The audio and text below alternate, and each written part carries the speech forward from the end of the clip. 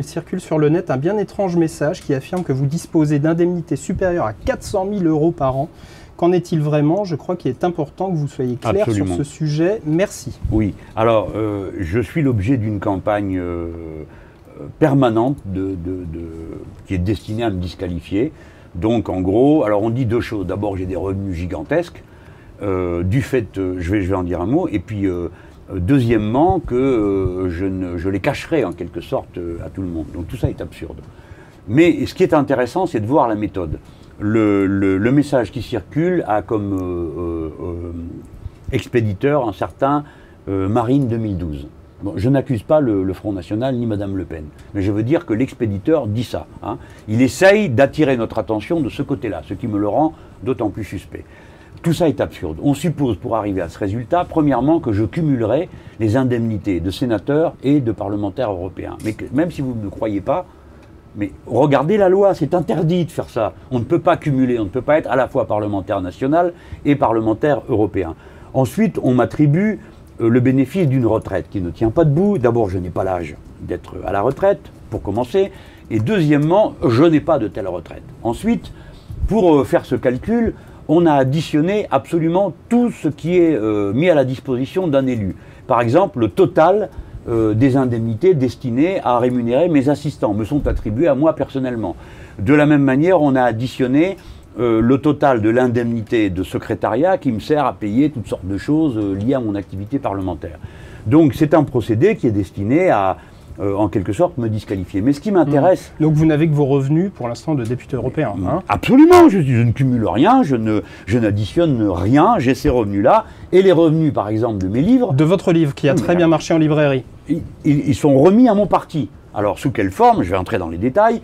J'ai payé pour l'année, avant d'avoir touché ce que j'avais à toucher, j'ai payé pour l'année 2010, j'ai donné 7 500 € au parti, et pour l'année 2011, je donnerai 7 500 € au parti, c'est-à-dire le maximum du don personnel que peut faire une personne, et tout le reste de l'argent, j'ai transféré mes droits à une association qui s'appelle Politique à Gauche, qui s'occupe va s'occuper de mes bureaux, mais pour l'instant s'occupe de mon blog et de choses comme ça. C'est-à-dire que je ne m'enrichis pas dans l'action politique et par mon message politique.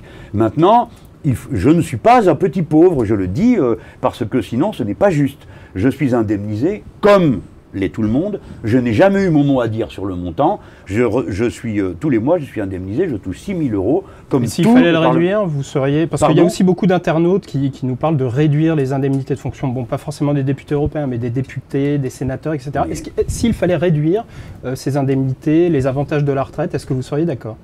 Ben, moi, je suis pour que nous relevions du droit commun le plus favorable, comme les travailleurs. Quel est le droit commun le plus favorable? Et qu'on me cale là-dessus. Quel est le droit commun le plus favorable pour un fonctionnaire? Je ne vais pas demander ça. La plus haute paye de la fonction publique, c'est celle du vice-président du Conseil d'État, c'est-à-dire en fait son président effectif, que le président, c'est le président de la République, c'est-à-dire un peu plus de 10 000 €. Hein, voilà. Alors justement, une question de Jean-Claude sur le salaire du président. Si vous êtes élu président de la République, reviendrez-vous sur l'augmentation du salaire que Nicolas Sarkozy a revu en 2007 avec une hausse de 150%? Mais je ne veux pas faire de la démagogie, je vais vous dire une chose. J'ai aucune imagination pour dépenser l'argent. D'accord? Une fois que j'ai fait mes économies de fourmis, acheté ma maison à crédit et ma maison de campagne, bon voilà, qu'est-ce que j'avais une permanence. Je lis et je dessine, voilà quels sont mes hobbies. Je n'ai pas de grosses voitures parce que je ne conduis pas, je n'ai pas des super fringues parce que je n'y connais rien, et ainsi de suite. Je n'ai pas de tableau, rien de tout ça. Par conséquent, qu'est-ce que vous voudriez que je fasse d'une somme pareille? Quand j'ai été ministre, j'étais logé, nourri, blanchi. C'était incroyable. Et je touchais ma paye. Et à la fin, le Conseil d'État m'a dit, mais qui avait vu quand même que mes économies avaient progressé, m'ont dit, mais comment justifiez-vous une capacité d'épargne pareille? Mais j'ai dit, mais écoutez, je suis logé, nourri, blanchi, et on me donne, à l'époque c'était en francs, on me donne, je crois que c'était 40 000 francs.